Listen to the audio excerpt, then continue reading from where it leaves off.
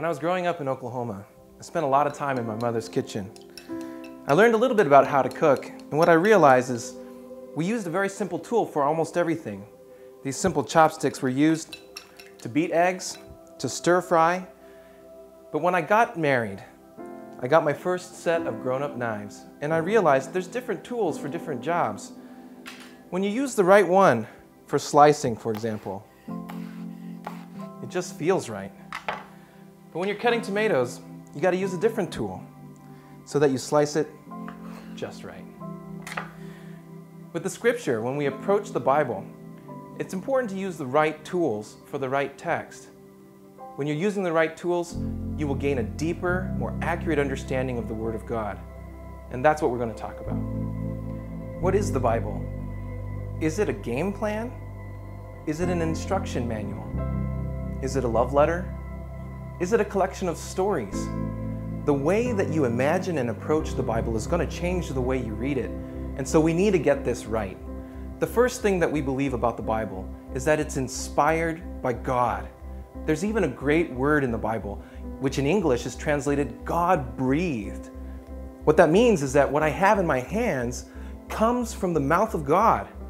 That alone is going to change the way that you approach this book, because if the God we know is good and loving and truthful and wise, then what we have in these pages is goodness. It is the truth.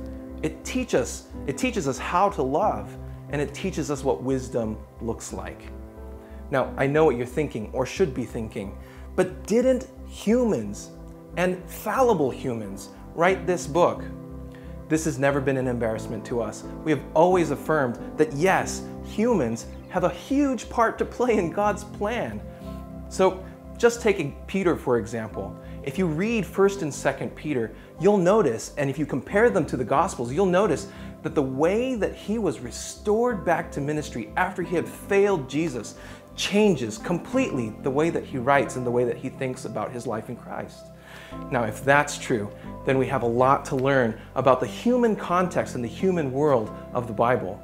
It teaches us also that we have a part to play in God's plan.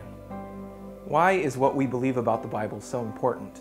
Well, if this book does come from the mouth of God and it tells us who God is, then where else can we go? If we're supposed to know this God, if Christians are supposed to be people of the book, then this is the only reliable guide that we have to know who this God is. And if God teaches us what is good, what is right, and what is true, then this is the only way to know what God says about that. Christians are to live as people of the book.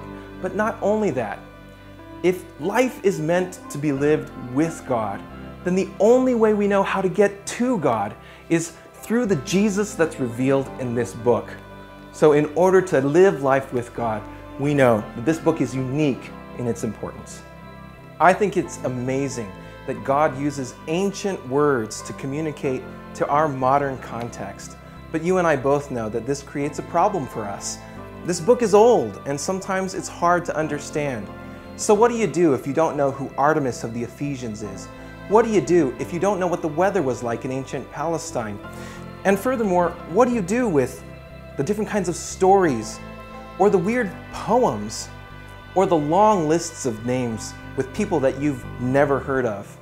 What do you do with these things? Well, there are some really great tools that you can invest in.